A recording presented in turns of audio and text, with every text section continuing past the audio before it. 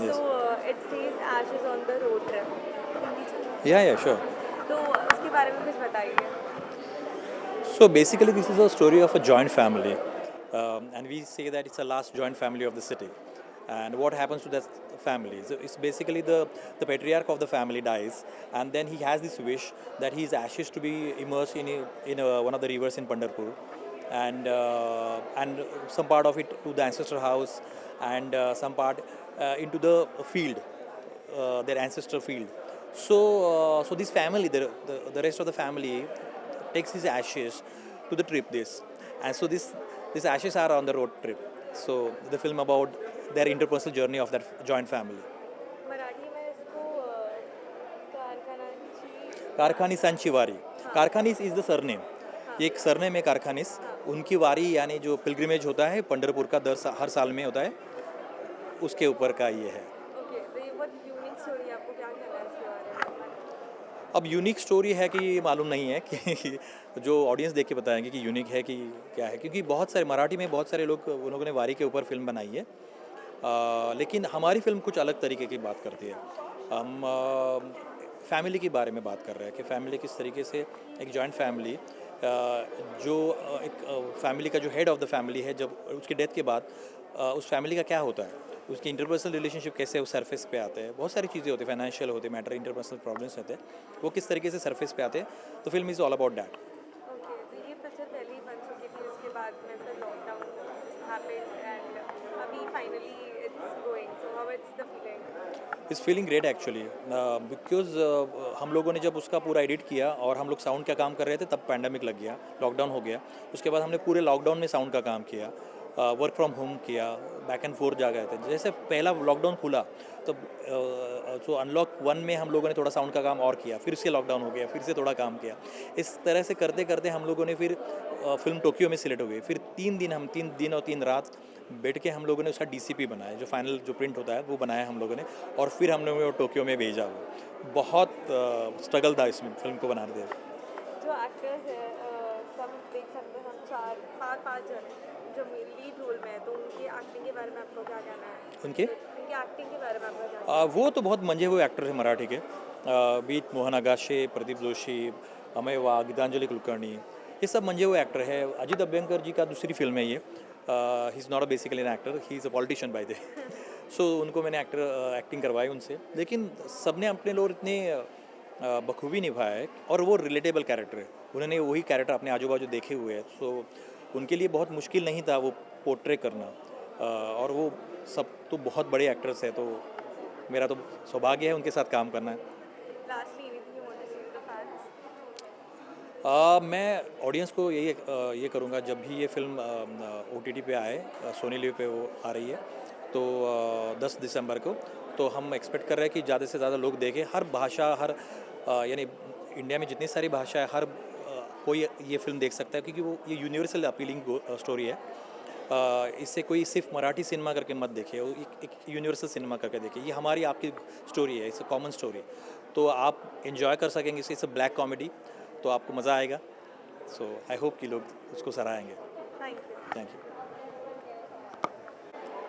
तो स्टोरी है it says ashes on a road trip. तो जब ये आपको आया गया था, ये थोड़ा यूनिक स्टोरी दिखाई दे रहा है, तो इसके बारे में आपका क्या कहना है? Sorry, please repeat the. I didn't hear it properly. जो टाइटल है Ashes on a road trip बोलता है, तो इस बारे में आपका क्या कहना है? टाइटल सुन के आपको कैसे लगा, स्टोरी कैसे होगा? देखिए, it's a story of A falling joint family, मतलब संयुक्त कुटुंब पद्धति जो है उसकी जो सिस्टम है वो गिरती जा रही है समाज से. और पूना का ऐसा एक कुटुंब जिसको संयुक्त कुटुंब कहा जा सकता है, उसका एक लास्ट रेमनेंट है, और उसकी एक कहानी है. ये वो एक बहुत ही हिलेरियस जिसको कह सकते हैं, ऐसे तरीके से पेश की गई है. और इसमें एक ट्रैवल है, वो ट्रॅव्हल मतलब on the face of it त्याच्या वरवर पाहिलं तर हमें दिखता है कि ये एक एशिस मतलब अस्थि कलश की यात्रा है. लेकिन ये जो अस्थि है वो संयुक्त कुटुंब पद्धति के अस्थि बन जाते हैं, मतलब सिम्बॉलिकली स्पीकिंग. वो तो एक आदमी के हैं, वो एक एल्डर ब्रदर है उसके हैं, और उस ट्रैवल में उस कुटुंब के, उस फैमिली के जो अंतर्गत तान तनाव जिसको हम बोलते हैं, मतलब tensions, relations, the following values all get exposed, वो उभर के सामने आते हैं उस ट्रैवल के एक दिन के प्रवास में। मतलब उस एक दिन और पहला दिन, उसे 2 दिन में पूरी फैमिली की जो अंतर्गत वास्तवता है वो उभर के सामने आती है, और वो भी बहुत ही हिलेरियस तरीके से आपको अंतर्मुख करती है, अपने प्रेक्षकों को, दर्शकों को सोचने को मजबूर करती है। इसलिए ये कहानी बहुत ही रोचक होगी, ऐसा मेरा पूरा विश्वास है। आप कौन सा किरदार निभा रहे हैं इसके अंदर? जी, आप कौन सा किरदार निभा रहे हैं इस पिक्चर में? मैं इसमें अजीत नाम का एक कैरेक्टर है, वो एक जो संयुक्त कुटुंब है उसमें एक ब्रदर है, एक भाई है उसमें, वो अमेरिका में स्थित है और कुछ कारण की वजह से वो इंडिया में आया है, एंड ही फेसेस, उसको देखता है कि उसका बड़ा भाई चला गया है और जो कुछ भी सामने आता है, और उसको उसके साथ भी कुछ वहाँ हुआ है, और उस संबंध में इस फैमिली की क्या सोच है, क्या राय है, इस फैमिली के बारे में क्या राय है, क्या संबंध बचे हुए, वो सब इस फिल्म में देखा जा सकता है। साथ में ये 33 टोक्यो इंटरनेशनल फिल्म फेस्टिवल के लिए भी है, तो कैसा वो फीलिंग है? देखिए, इस फिल्म के जब पैंडेमिक था तो इंडिया में रिलीज़ नहीं हो सकती थी फिल्म, फिर भी इंटरनेशनल तौर पर बहुत सारे फिल्म फेस्टिवल्स में ये दिखाई गई। जैसे टोक्यो इंटरनेशनल फिल्म फेस्टिवल, वहाँ तो उसका प्रीमियर हुआ, उसके बाद में शंघाई में, इंडियन लंदन फिल्म फेस्टिवल में हुई, फिर साउथ एशियन फिल्म फेस्टिवल में भी बहुत सारी जगह में ये फिल्म दिखाई गई, इंडियन पैनोरामा में दिखाई गई। और ये कोई ऐसे नहीं हुआ है, it is because of the merit and the quality of the film, और इससे बहुत ही अभिमान लग रहा है कि भारत में नहीं, क्योंकि बिकॉज ऑफ पैंडेमिक, क्योंकि इंटरनेशनल फिल्म फेस्टिवल में इसका प्रीमियर हो गया, इसे बहुत समाधान है। इस पिक्चर से जुड़ने के बाद मतलब आपको कैसा लग रहा है? देखिए, इस फिल्म पहले भी मैं मंगेश जोशी के एक फिल्म में काम कर चुका हूँ, let's Joshi, which was also very acclaimed film internationally and nationally also. उसमें मैंने किरदार निभाया था एक कैपिटलिस्ट का। यहाँ भी एक किरदार निभा रहा हूँ। मंगेश जोशी के साथ में काम करना एक बहुत ही एक्सपीरियंस होता है, मतलब he is a intellectual director. वो सोचता भी है और उसको कैमरा के सामने कैसे निभाना, स्क्रीन प्ले में कैसे लाना, वो बहुत अच्छी तरह से जानता है। हमारे डायरेक्टर ऑफ फोटोग्राफी जो अर्चना बोराड़े, उसने भी बहुत अच्छी तरह से ये फिल्म को जिस तरीके से सामने लाया है, इट इज़ वेरी प्लेजेंट। मैंने तो पूरी फिल्म तो हम देखेंगे ही, लेकिन जैसे हम शूटिंग कर रहे थे, मोहन आकाशी जैसे कैरेक्टर्स हैं, बहुत सारे दूसरे भी, मतलब वंदना गुप्ते जी है, गीतांजलि कुलकर्णी है, प्रदीप जोशी है, अमेय वाघ है, मुन्मयी देशपांडे है, शुभांगी जोशी है, बहुत सारे एक्सपीरियंस एक्टर्स, उनके साथ में काम करना एक बहुत बड़ा अपने आप में एक्सपीरियंस था, and I am feeling really rich because of that. इसके अलावा आपकी कुछ आने वाले प्रोजेक्ट्स के बारे में आप कुछ कहना चाहोगे? आने वाले प्रोजेक्ट्स तो नहीं है, because basically I am a non actor. I don't belong to this field. I have been brought into this field. Maybe I don't know what Mangesh Joshi has seen. Maybe the दर्शक उसका निर्णय करेंगे, लेकिन but yes, there are some ideas in the offing. It's not right to expose them right now. Thank you. We'll talk. I'll just be listening. अच्छा, by the way, I am Monica. Yeah. So, first of all, कारखानिसांची वारी, या तो इस बारे में आपका क्या कहना है? बेसिकली ये जो टाइटल है वो एक फैमिली का सरनेम है, कारखानिस, और वो एक पिलग्रिमेज के लिए निकलते हैं, या वारी जो है वो बहुत ही ऑस्पिशियस एक ये माना जाता है महाराष्ट्रियंस के लिए, विठ्ठलाची वारी, you go to Pandharpur for wari. तो वो ये फैमिली एक अलग वारी पे निकलते हैं और उनकी कहानी है। तो स्टोरी ऐसे होती है कि ये जॉइंट फैमिली है जिसमें Geetanjali is one of the sisters and there are 4 brothers, और जो एल्डेस्ट ब्रदर है पुरुषोत्तम, उनकी डेथ हो जाती है। तो उनकी जो लास्ट विश है वो फुलफिल करने के लिए rest of the family goes to Pandharpur. तो जो जर्नी में इंटरपर्सनल कॉन्फ्लिक्ट्स है, क्या क्या एडवेंचर्स होते हैं ना, उसकी कहानी है कारखानिसांची वारी। Okay, so which character you are playing? ये जो जैसे अर्चना जी ने बताया, वो एक फैमिली की कहानी है जिसमें जो बड़े भाई होते हैं वो गुजर जाते हैं, और उनके जो बाकी के जो सिबलिंग्स हैं उसमें से मैं एक हूँ। Geetanjali plays this fabulous character called साधना कारखानीस और वो उनके बारे में बताएंगे। My character's name is Sadhana Karkhanis and हम लोग ये जो जर्नी पे जाते हैं तो हम ये 4 भाई बहन हैं जिनमें क्या क्या होता है और उनका एक भतीजा भी है, भांजा भी है, उसके साथ क्या क्या होता है, उस फैमिली के साथ क्या क्या होता है, ये अनफोल्ड होते जाता है जैसे जैसे वो जर्नी आगे आगे बढ़ती है। तो साधना कारखानीस का जो कैरेक्टर है वो बहुत हेड स्ट्रॉन्ग है। She is a very independent woman. She works in the court as as an assistant and उनकी एक क्राइसिस उसी दिन अनफोल्ड हो रही है। तो वो क्राइसिस मैनेज करते करते इस जर्नी पे उनके साथ क्या क्या एडवेंचर्स होते हैं उसकी कहानी है और उनका किरदार बहुत ही दिलचस्प है। You have to see the film to believe it. It's an extraordinary performance. बहुत अर्चना और मंगेश ने जो कहानी बताई है और ये जो मुझे उन्होंने किरदार दिया है उसके लिए मैं बहुत ही उनकी क्या कहते हैं थैंक्स टू देम, क्योंकि इस तरह से वुमेन कैरेक्टर्स पोर्ट्रे करना बहुत ज़रूरी है हमारे फिल्मों के लिए, क्योंकि वो एक अलग पर्सपेक्टिव भी देंगे और एट द सेम टाइम अलग अलग जो जिस तरह से हम स्टीरियोटिपिकल कैरेक्टर्स ही ज़्यादातर आ जाते हैं, जेनेरिक रिप्रेजेंटेशन आ जाता है, वैसा नहीं है। बहुत स्पेसिफिक है, बहुत लेयर्ड है कैरेक्टर्स, हर एक कैरेक्टर, ना कि सिर्फ मेरा character, whole story is very layered. उससे बहुत अच्छा लगता है as an artist when you are part of such a good film. और हमारी सबसे बड़ी खुशनसीबी ये है कि हमारे पास गीतांजलि कुलकर्णी, मोहन नगाशे, अमय वाघ, मृण्मयी देशपांडे, वंदना गुप्ते, शुभांगी गोखले, प्रदीप जोशी, प्रदीप भयंकर, अजित अभ्यंकर जैसे कलाकार हमको मिले। हमारी कहानी को उन्होंने जान दी। उनकी वजह से, उनकी परफॉर्मेंस की वजह से कारखानिसांची वारी इंटरनेशनल फेस्टिवल्स में बहुत घूमी, बहुत उसको अपलॉज मिला, बहुत हमें कॉम्प्लीमेंट्स मिले। वी गॉट एक्सीलेंट रिव्यूज़ और अभी we are looking forward to another digital journey of our own with this film and let's see how the audiences react to us. So इसके अलावा कोई any upcoming projects? I think it's basically this is for कारखानिसांची वारी, तो हम उसी के बारे में बात हाँ। करेंगे। And I am feeling so happy कि मंगेश और अर्चना ने जो एफर्ट लिया उसको एवीपी ने सपोर्ट किया है। वो इस कोविड सिचुएशन में, पैंडमिक सिचुएशन में अलग अलग फेस्टिवल्स में गई है फिल्म, अक्लॉड्स मिले फेस्टिवल्स में और हर जगह। तो मुझे इस बात की बहुत खुशी हो रही है कि अब ये लोगों तक पहुँचेगी फिल्म और बहुत अच्छा लग रहा है कि जो बिकॉज इंडिपेंडेंट सिनेमा के लिए ऐसा कोलैबोरेशन ज़रूरी होता है, ऐसा प्लेटफॉर्म ज़रूरी होता है जिसके माध्यम से वो लोगों तक पहुँचे। Thank you so much. Thank you. Thank you so much.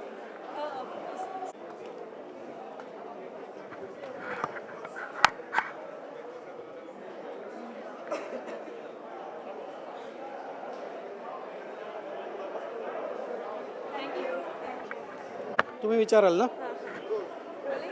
सो हे कारखानाचे कारखानिसांची वारी। हां, त्याबद्दल काहीतरी सांगा। नहीं, इसमें कहने के लिए ये है कि इसका जो सब्जेक्ट है, विषय है ना, वो पूरी तरह से अलग है।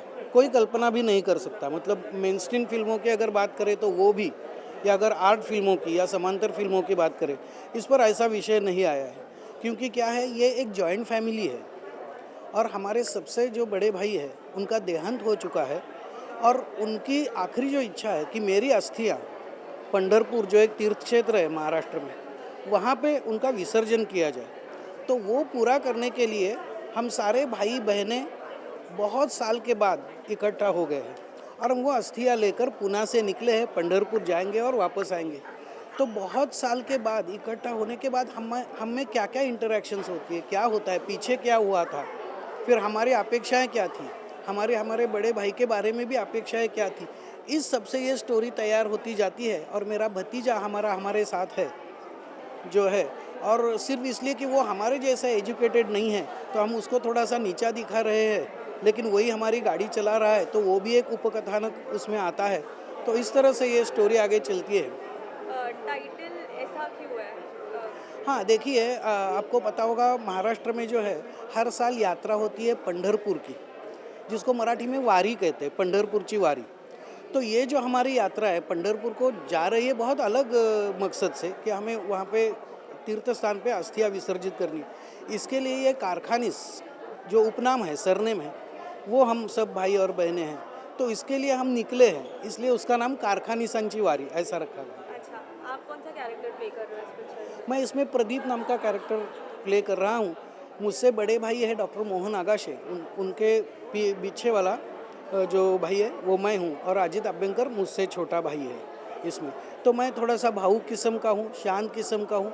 बीच बीच में मुझे स्मृति भ्रंश का भी थोड़ा सा अटैक आता है, थोड़ी सी तकलीफ होती है। तो क्या क्या होता है, ये जो सभी गुणधर्म लेकर हम आए हैं, तो हमारे बीच क्या क्या होता है ये सब देखना ही रोचक रहेगा। साथ ही ये लॉकडाउन के टाइम पे 33 टोक्यो इंटरनेशनल फिल्म फेस्टिवल में भी प्रीमियम किया गया है, तो हाँ हाँ, और वो क्या हुआ कि संयोग से मेरा एक भांजा है, वो टोक्यो में ही रहता था। तो उसने तो वो देखी फिल्म, लेकिन वहाँ से थोड़ा सा शूट करके लोगों के रिमार्क्स भी भेजे थे। वो लोगों को वहाँ पे बेहद पसंद आई थी और वो एक चर्चा का विषय बन गया था। और इसका अनुभव हमने भी लिया, क्योंकि पिछले साल गोवा में इंटरनेशनल फिल्म फेस्टिवल इफ़ी में फिल्म का जो है वो पर्दे पर हम दिखाई गई थी, तो हमें स्टैंडिंग ओवेशन मिला था और हम टॉक ऑफ द टाउन थे वहाँ पे। बाद में जो 2-3 दिन महोत्सव के थे, तो बहुत सारी चर्चा हमारे सिनेमा के वहाँ हो रही थी और हमारे लिए बहुत एक उत्साहजनक अनुभव था। अभी इसके अलावा आज कैसा लग रहा है फाइनली आज इसका प्रीमियर? बहुत हम आज एक रिलीफ महसूस कर रहे हैं, क्योंकि कोरोना के कारण आपको पता है कि सभी विषय के सभी काम लोगों के ठप हो गए थे। तो ये 1 साल पहले ही रिलीज़ होनी चाहिए थी, लेकिन 2 बार लगा हुआ लॉकडाउन और सब थिएटर बंद थे, इसलिए हमारा खर्चा भी बढ़ता जा रहा था। लेकिन ये सभी हर्डल्स पार करके हम आज आखिर यहाँ पर पहुँचे हैं और जल्दी लोगों को हमारी मूवी देखने को मिलेगी। इसका बहुत बड़ा हमें आनंद है, खुशी है। इसके अलावा आप कोई अपकमिंग प्रोजेक्ट पे काम कर रहे हैं या कुछ आने वाला है, कुछ बताना चाहोगे? देखिए, फरवरी में मेरी एक फ़िल्म रिलीज़ होगी। इसमें जो हमारा, मैंने कहा कि भतीजा है अमेय वाघ, जो कि मराठी का आज फर्स्ट रैंक एक्टर्स में से एक है, उसकी और मेरी और एक फ़िल्म है ज़ोंबिवली। वो पहली मराठी ज़ोंबी फिल्म है, वो मेरी फरवरी में आ रही है। Thank you. धन्यवाद। रोलिंग। रोनी तो कारखानाची वारी, इसके बारे में आपका क्या कहना है? ये अच्छी टाइटल फिल्म है, ऐसा क्यों है? देखनी चाहिए। इंटरव्यू नहीं करना चाहिए, फिल्म देखनी चाहिए। टाइटल ऐसा क्यों है? तो वो खाने की चीज़ है तो खानी चाहिए ना, हाँ, उसके बारे में बात क्या करेंगे। जो देखने की चीज़ है, सुनने की चीज़ है, वो देखनी चाहिए, सुननी चाहिए, और फिर बोलेंगे अच्छी है कि नहीं है। जरूर। हम तो आए हैं, ऐसा नहीं है हम जो करते हैं सब अच्छा ही होता है, लेकिन ये बहुत अच्छी फिल्म है। अच्छा, आप और the thing is, it's not because of one person. It's like an ensemble performance. And from writer, director to actors, editor, everybody has contributed something or the other. तो इन सारे लोगों की वजह से ये फिल्म अच्छी बनी है। अच्छी बननी मतलब क्या है? इसका मतलब यह है, जैसे आप देखने लगते हैं और देखते जाते हैं, तब आपको लगता है आगे क्या होगा, आगे क्या। और पूरा सफ़र होने के बाद ज़िंदगी का पहलू नज़र आता है,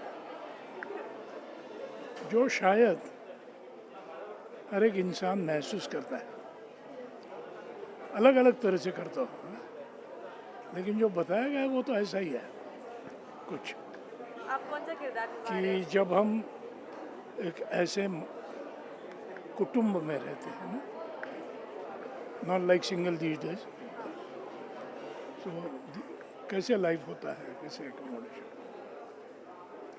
क्या पूछा आपने? मैंने पूछा कि आप कौन सा किरदार निभा रहे हैं इस पिक्चर में?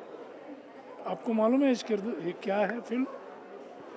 ये फिल्म ऐसी है कि ये एक जॉइंट फैमिली में सबसे बड़े भाई जो है वो गुजर गए, और उन्होंने ये कह के रखा है कि उनकी अस्थियाँ जो है वो सारे भाइयों बहन और उनका बेटा सब मिलके अपने पुराने घर में खेती में डालें, फिर पंढरपुर में जाए, और ये सब करने के बाद एक लिफाफा उन्होंने छोड़ा है, उनकी इच्छा है कि ये लिफाफा वो खोले। तो that's the driving force for this road show.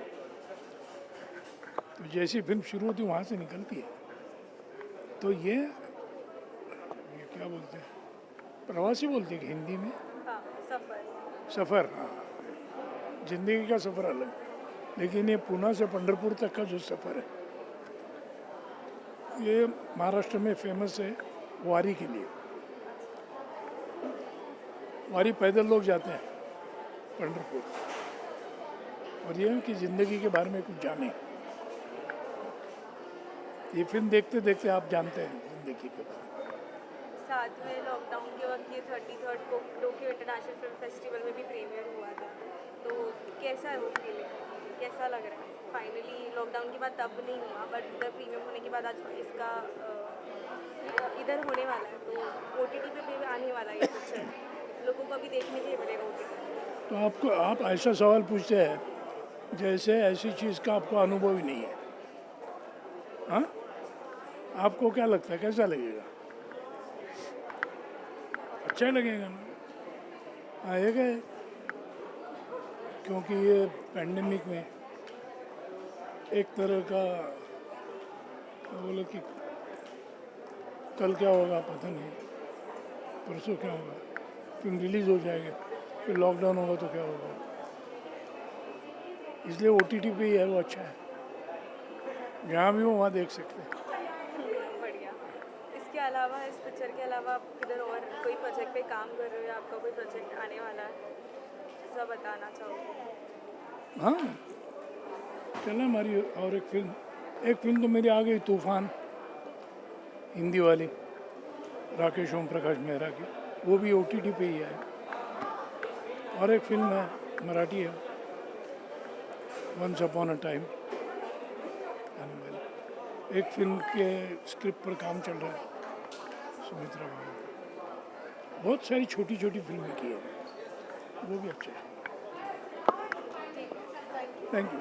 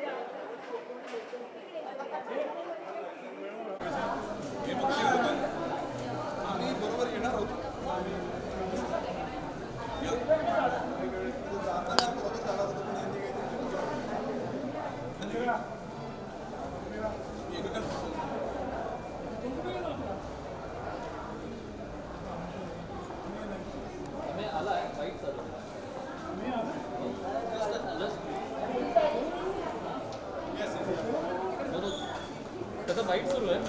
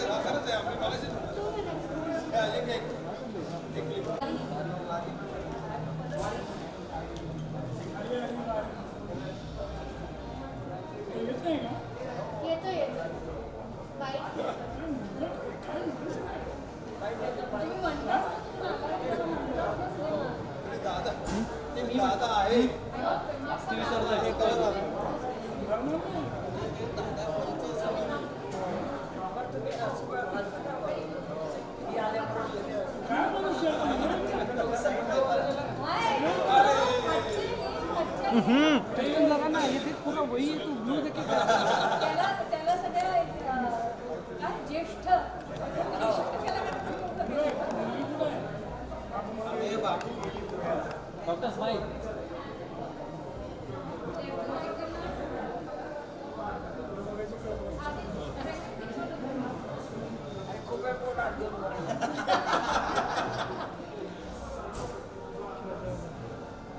एक डायरेक्टर ना पण घ्या सगळं म्हणजे सर